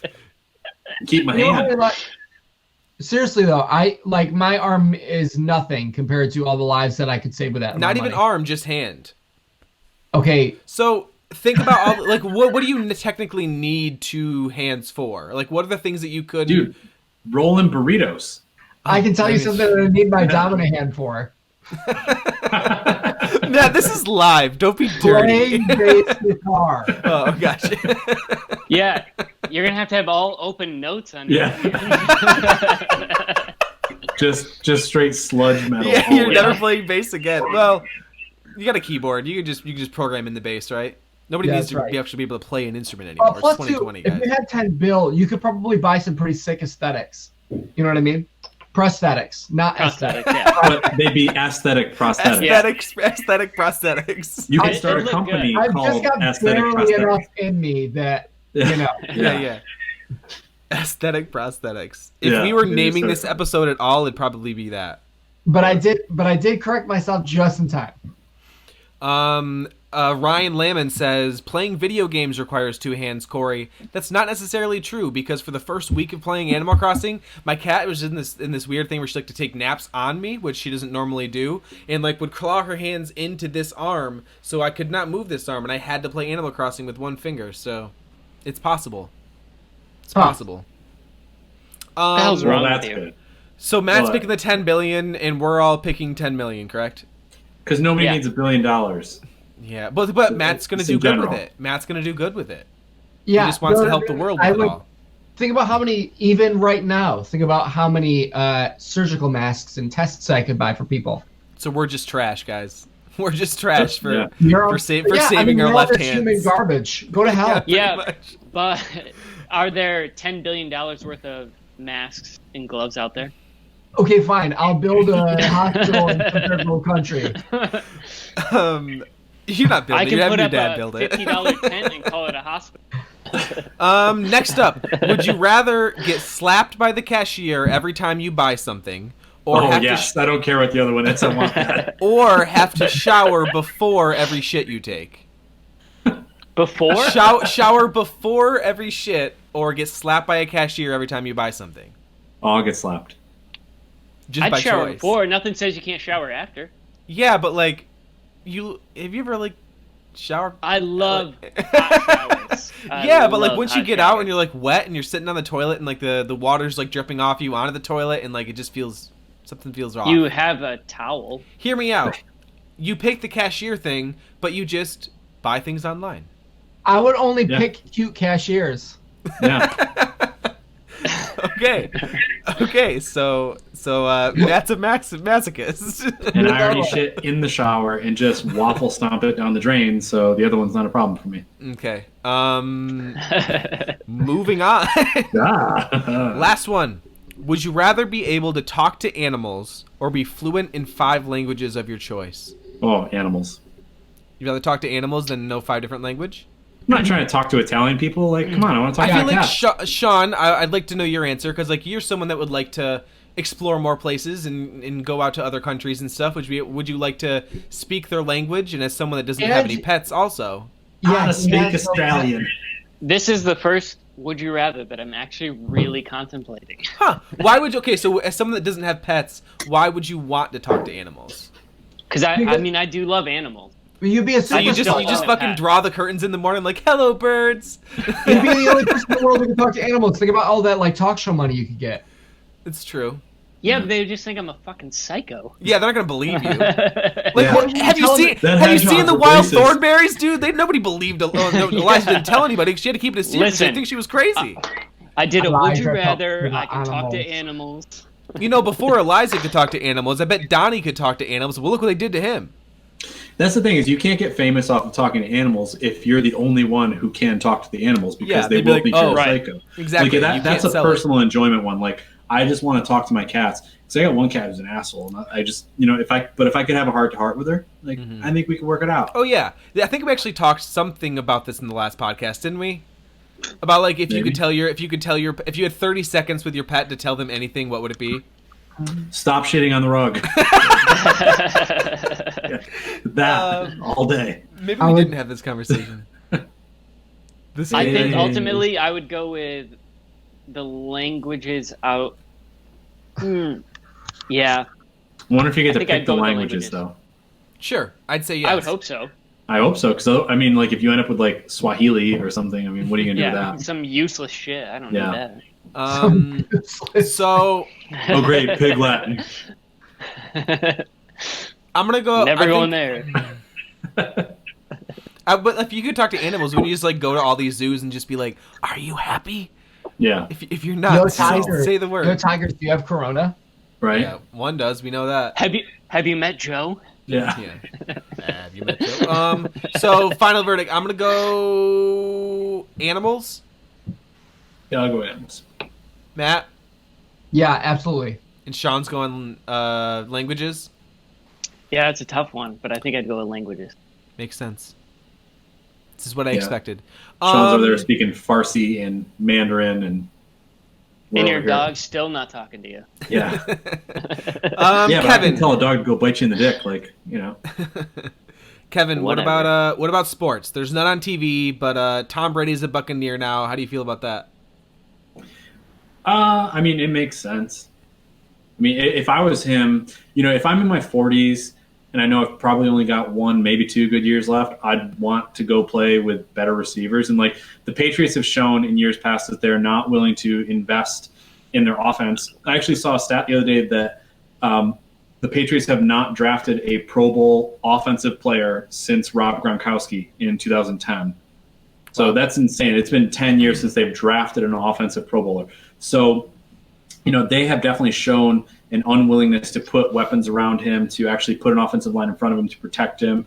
So when you go somewhere like Tampa Bay and you can play with a guy like Bruce Arians, who's a coach who kind of lets his quarterback run the show, you can play with receivers like Mike Evans, like Chris Godwin. You've got a tight end, O.J. Howard. You've got a good running game. It just makes perfect sense. The guy's 42 years old, almost 43. If you have any chance at success, it's not going to be in New England. It's not going to be with the Chargers. You got to go somewhere like that. Plus, there is no income tax in Florida, so he's going to make more money on that. So there's that to consider. He's friends with Derek Jeter, who's letting him stay at his mansion down there. Mm-hmm. So the living situation is pretty nice. Still on the East Coast, so he's close to his family and everything. So yeah, it's a home run. I've got to say this: I'm not going to do my sports rant, but so 2 teams unveiled new uniforms within the last 2 days. The Buccaneers, who had arguably one of the worst uniforms in the NFL, unveiled new uniforms. They're essentially just the uniforms that they wore the last time they were in the Super Bowl. So that's fine. It's kind of returning to a little bit of normalcy. The Atlanta Falcons, their uniforms look like somebody was designing, what's the worst possible scenario for an XFL team? That's what their uniforms look like. So bad, huh? Absolute shit. Do they have feathers on the No, but they have but they did do they made the bird logo on the helmet way bigger, and they did a gradient uniform, so it's black pants, sick, then a black bottom of the jersey that turns into red as it gets higher up. It's sounds gnarly. atrocious. You're off your rocker. What about honest opinion, Kevin? Is baseball ever going to start this year? Yeah, they're going to play in Arizona in May. You didn't see that? I saw that they were talking about it. So that's the plan at this point. They think that they can play some games in May in Arizona. I don't know why Arizona. I mean, it's a dry heat, I guess, but I don't know. Yeah, there'll be baseball. I think normal baseball, I don't think so. I mean, maybe they get in 80 games. Mm-hmm. They get What's 100 good games. Is they're already 6 feet apart and nobody's going to the games anyway. Ooh, shots fired. Cool, Sean. Will football start on time this year, Kevin? Yeah, football's going to start on time. The draft's going to be weird as hell this year, though, because everyone's at home. Everyone's at home, so they're literally doing the actual NFL draft the way that we do our fantasy football draft. Yeah, exactly. Yeah. Except we do it together. Yeah, that's true. That is true. Well, some of us don't. Matthew, you got any quarantine anime recommendations for us? Quarantine. You didn't mention any earlier. Is there something that something specific that maybe is it's a big thing to dive into that you wouldn't normally suggest, but now it's you got the time. It's worth the watch. Boy, I wasn't totally prepared for this question, but I sent the notes over, but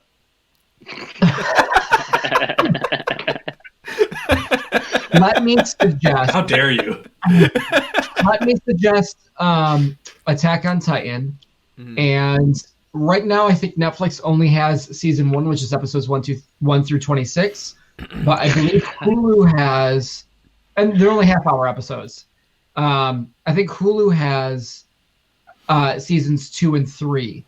So if you've got Hulu, you can go further, but it is an absolute phenomenal, amazing anime. Cool. All right, now I've just got some. My sister wants to know if you've seen JoJo. Jojo Rabbit? JoJo's Bizarre Adventure. Yes, I have seen JoJo's Bizarre Adventure, and so has Bvaz. He's actually a big fan. Shout out Brandon Vasquez. JoJo's Bizarre Adventure is all right. It's pretty cool. I hope that's what she was referencing. I don't know. She just said, ask Matt if he's seen JoJo. New releases coming out. I've got the rest of April, and a couple of them I've got descriptions for because I feel like it's worth mentioning because maybe you guys don't know these things are coming out. Tomorrow, April 10th, we've got new albums from The Strokes, Trace Mountains, and Hamilton Lighthouser, and we've also got a new Netflix series called Bruise Brothers. I sent the trailer. Did anybody watch it? No. It's a You sent a trailer? Yes. In why the fuck do I bother? Yeah, was it in the notes? Because then I haven't seen that. No, it Yeah. was a separate message in the group chat, which you also don't look at. So, it's okay. So, a pair of estranged brothers, Mike Castle and Alan Eisenberg, find themselves teaming up to run a brewery in a new comedy from real life brothers Jeff Schaefer, The League, and Greg Schaefer, That 70s Show. Oh, I did watch that trailer. Okay. I thought you meant like bruised. Yeah, like Bruise Brothers. Like it's a play on Blues Brothers. Wait, Sean, yeah. did you watch the trailer? I watched the trailer. So it didn't matter. It didn't matter what it's Right. called. The next one is Tiger Tail, also comes out on Friday. Alan Yang, a writer, director, and producer on Master of None and Parks and Recreation. He's the bass player in Mouse Rat. Is he? Yeah. Oh, okay. Makes his feature film debut with this drama about a Taiwanese factory worker who seeks a better life in America. A drama? Apparently. April 12th, This Is Stand Up, which is a documentary featuring a bunch of stand-up comedians on Comedy Central. April 15th, What We Do in the Shadows Season 2 starts. April 19th, new season of Fargo starts. April 20th, The Midnight Gospel. Do you know what this is, Matt? No. New 8-episode adult animated series comes from comedian Duncan Trussell and Adventure Time's Pendleton Ward. Very loosely adapted from Trussell's podcast, the series follows a podcaster who sets out to interview beings living in dying worlds. So I will say, And it comes out in Dun- 420 Dun- because it's trippy as hell. yeah, Duncan Trussell's podcast is honestly one of the greatest podcasts out there. Like he actually like studied under Ram Dass for a while. Got super into that whole world, but I did hear about him making a Netflix like animated series, and I've seen a few clips, and it's super trippy and like Adult Swim like level. Yeah, well, like, I mean, because the he guy just goes from off. Adventure Time works on it too, and it comes out on 420. Like this is exactly what you think it's going to be. Duncan is hilarious and great. Yeah. I highly recommend checking this out. He's like he's the Dustin of the like Joe Rogan, Burt Kreischer, Tom Segura friend group. Oh, then I better watch the show. Oh, then I better. Yeah, exactly. Yeah. April 21st, Middleditch and Schwartz comes to Netflix. For several years, Thomas Middleditch, Silicon Valley, and Ben Silicon Schwartz, Valley. House of Lives, have been I'm gonna performing. drink to that. Have been performing. Oh, have been performing two-man long-form improv together on stage in Los Angeles and on tour. 3 of the recent New York performances were filmed for Netflix, with all 3 completely improvised shows. One about a job interview, another about a first-year law students, and a third at a wedding. They all stream April 21st. Real quick, did you guys see Louis dropped an online comedy special? I did, but I'm not sure how we feel about Louis, so I I'm not gonna watch it. disregarded it. Not sure watched how we it. feel. Dude, he's I like watched the it last fucking weekend. best comedian. Yeah, but he also just drops trow and just touches himself in front of people, so I'm not sure he's okay. I don't know the full story. Yeah. He's heard admitted the full story. We know the full story. Yeah, we do know the full story. Again, I love Louis at a time too. Like I loved the show. Like Louis was one of my favorite TV shows at the time. Like I liked all the stand-ups back in the day, and it's like now you go back and watch those stand-ups and you're like, I should have seen this coming. I should have seen it coming, dude. Yeah, I mean, I guess it's that separating the perverted deviant The artist from the art. Yeah.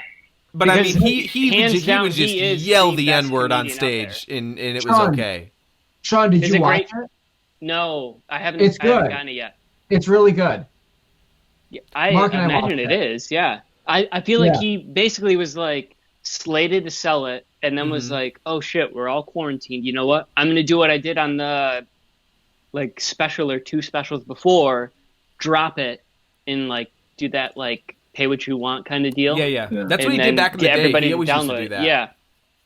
And yeah, I mean, I love Louis. I get he's got that history, but he's one of talked the about it. smartest comedians out there. Yeah, does he bring it up in the stand-up Oh show? yeah. Oh yeah. But like, in and what it's- sense? Like, is he? He's probably like, you know what? I did this. Yeah. You know, it's you know what it is. Is It's he? Is he so like? you Is he mentioned- admitting that it was not okay? And like, you know what I Yeah. mean? Like, Yeah. No, but but it's- so that is a tough one though, like separating the art from the artist. And I think I normally can't do like Woody Allen's a piece of shit too. But like Midnight in Paris is one of my favorite movies ever, you know, and like Annie Hall is phenomenal. Like I don't know. It's really tough to like kind of reconcile that notion. And I think for me, when it comes to Louis, like I'm just not quite there yet. Right. With that, like it's still fresh. Yeah, like, I mean, when like, I see him, like the problem is like when I see him, that's the first thing I think of is not like him being funny, and like I just have to kind of maybe some time passes and I get by that. Like with Woody Allen, it's different because he's behind the camera. I don't have to see him. Like I'm not going to watch Annie Hall at this point or like Manhattan or whatever. Like I don't want to look at him. Because it's like when I listen to Kanye West, I don't have to see him with his MAGA hat on. You know what I mean? Yeah. And it's like, that's fine because 95% of his catalog still like, bangs. But no, the point I was going to make though is like the whole separate the art from the artist thing. Like I think everyone has to kind of put their own yard marker on that. Like you, Shawn, and you, Corey, and you, Matt, and me. Like you have to put your own marker on like what does this person have to do where like this is too far and I can't watch it anymore. And it's a different marker for everybody, and that's totally fine. I think the only thing is just like because it's stand-up comedy, it's somebody standing in front of people and just speaking. So like it's less of a character, less of an. I'm not saying comedy isn't art because it is, but like you're not listening to somebody just make music. You're not watching somebody just be a different character. You're watching them stand up there and be themselves. So that's what makes it different. Is like you're seeing Louis as Louis, not as something else. Yeah. So I think my thing on that is, what he did was shitty, but my understanding is that he more or less brought it up before doing what he did. Yeah, but it's more of just like, you know, it's still not okay because to say it was exactly. But you're still gonna watch Thriller, the video, and be like, dude, that was like an incredible music video and song. Yeah, it's like I would probably still go back and watch his show because there are certain episodes where I'm like, man, a Michael that show Jackson really good. reference or a John Landis reference? Because I don't know John Landis. Drink. John Landis. But yeah, Louis, because I mean, so John Landis, who directed a bunch of Michael Jackson shit, was responsible for killing 3 actors, 2 of them who were children, who were not supposed to be acting in the movie that they were in at the time. Like he basically like skirted child labor laws and shit, and a helicopter fell on this actor and these 2 child actors and killed all 3 of them. So John Landis, he's in good company with Michael. Yeah, I'm just saying. I don't know. So I don't know if he directed Thriller or not, but like I know he directed the music video for Black or White that Michael Jackson did, and then another one that's not coming to me right now. Yeah. But that's another, so again, it's different with it. directors because you don't have to see them. Like you can, you can kind of reconcile in your head. Like I really like the movie Coming to America. You know, like that's a great Eddie Murphy movie. John Landis directed it. He's a shithead. And he is essentially a murderer because he made these kids work late at night and then a helicopter decapitated them. Yeah. It's easier to reconcile that with a person you don't have to see. So again, Kanye West, John Landis, like Woody Allen, but like with Louis, it's tough because you're looking right at this person in the same way that people were looking at him while he. So exactly. So think about it like this. So here's a very unpopular. This is the devil's advocate side. Go for it. So all right, he is the one you have to look at, knowing what he did. Yeah. Now picture him Picture you as that person watching him do what he had to do, and Hilarious. How embarrassing that must be for him. Oh yeah, Like, granted, it's horrible. I get that, but I mean, there's different levels to the whole thing. Like, at the end of the day, he is still one of the best comedic writers in stand-ups. To like Bill Burr, like him and Bill Burr are the top of the game. Surpassing Chappelle in sign, but he's better than Chappelle. Yes, Chappelle, but again, Shawn, great. But you're making my point. My point being that like everyone gets to put that marker where they want to. Like you get to think, like you don't have to agree with me on it. Like that's what's fine about it is that you can put that yard marker where you want. And you're like, I still like Louis. I can admit what he did was shitty. I still like him. I still want to take it in. Where I can still say, I don't want to watch it because I think he's shitty. Like, we're not that far apart. A lot of and it it's also has to fine do on with just both like ends. your previous relationship with that person. Like if you Yeah. if you loved him before and then that Yeah. happened, like you're I've gonna, seen him live. Yeah, like you're gonna try to, Yeah. you know. And I'm not justifying. There's no trying to Right. justify. No. It's just But it's trying at to the end set of it the day, aside and like- enjoy the content he produces for the content he produces. You guys like- should just watch the stand-up because it's funny, and he addresses it in a very good way. Fair enough. I'm That's what I intrigued. I'm imagine. intrigued. Because knowing Yeah. Louis is he's going to just spearhead it and be like, I'm going to make a full bit out of what I did because I'm an asshole Yeah. and I was a shitty person. So And he played I'm it going to the now best turn it on way he myself. could. April 23rd, the 2020 NFL Draft. April 24th, the Beastie Joe Boys. Burrow doesn't get picked first overall. April 24th, the Beastie Boys story on Apple TV Plus. April 27th, a new show called Never Have I Ever on Netflix, which is Mindy Kaling's new show. And that's it. That's the end of the show, guys. We'll talk to you again sometime, depending on how long this quarantine lasts. You know, we might. The next podcast could be when we all sit at the table and do it again. If this continues on and we have more stuff to talk about in a couple weeks, maybe we'll just do this again. But who's to say? Otherwise, I mean, we'll be back regardless in one way or another. But at the same point, I think we should do this like privately, at least. You know, like maybe like once a week. You know? Once a week, okay. I miss you guys. I mean, Yeah. we could just at that point we could just record it. Yeah. Maybe I don't What are you want doing people to tomorrow? hear my shit. Well, it doesn't have to go out. Yeah. We'll make the decision on that. Yeah, we'll We can just see cut it what into we can happens. cut it into bits. Like if there's a little section that we that was I'm worth just it. Either saying. way. Let's have dinner together one of these Let's. nights, guys. What are you guys Virtually. doing What are you guys doing for Easter on Sunday? Nothing. I'm an Yeah. atheist. Quarantining. Did Matt just realize that Sunday is Easter? I forgot. Shit. Do you have Cadbury eggs? Yeah. Do you have some in your freezer? But they're Halloween ones, aren't they? Yeah. I was just gonna say I don't have Cadbury cream eggs. I have Scream eggs. Cadbury Scream eggs. Scream eggs. Perfect. Should we They're Instacart They're filled some with Cadburys? zombie blood. Yeah. The other day we needed paper towels and Megan was gonna Instacart one thing of paper towels. I was like, you fucking do not do that. But yeah, we should Instacart just a whole bunch of Halloween Easter candy. Matt, you never gave me your review on the Red Bull Holiday Spice. That's true. How was it? It Not that was good. Absolutely phenomenal. Is it your My favorite Red hesitation- Bull? My hesitation was that I don't know if I ever texted you that I had it, but there was one night I remember maybe a month ago I just caved and had it, and it was absolutely phenomenal. Was it your favorite Red Bull? I liked it better than regular Red Bull. Yes. Yeah, dude. It's a little bit orangey. It's a little bit cherry. It's got that ginger Yeah. and that spice inside of it. It's so good. Yes. I mean, it's it's been a exclusive while, to but like Canada. regular Red Bull is what? Clorox flavored? Yeah, a little bit. All right. It's great for COVID-19. Yeah, yeah, it's perfect for that. Trump Yeah, said so. yeah, exactly. It'll get rid of it. So that's it. Yeah, make sure you check out www.rosemary.media for everything else it is that we do. Follow us on social media, watch some YouTube videos, listen to our other podcasts, and stay safe out there, guys. Wash your hands and stay away from each other. Shout out to our viewers and my little cousin Ryan.